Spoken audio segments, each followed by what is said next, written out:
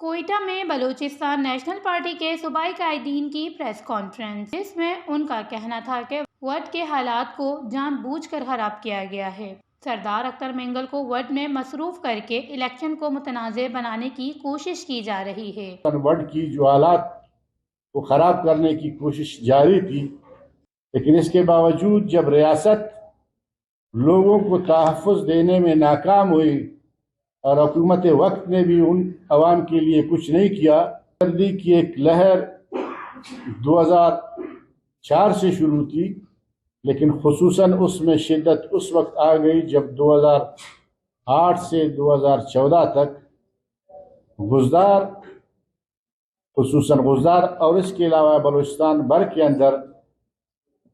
جو سیاسی ورکرز تھے، انجینئرز تھے، طالب علم تھے، صحافی تھے، جن کو جس بے دردی سے ڈیتھ اسکواڈ کو بنا کر ان کے حوالے کیا گیا، اور بڑے تعداد میں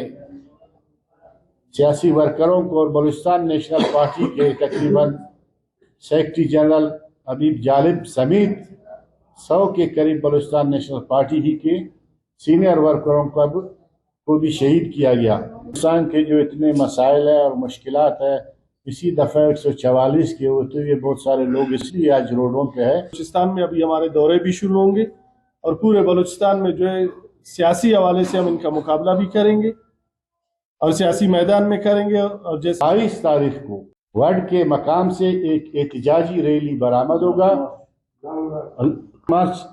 برآمد ہوگا، جس کی قیادت بلوچستان نیشنل پارٹی کے قائد کریں گے۔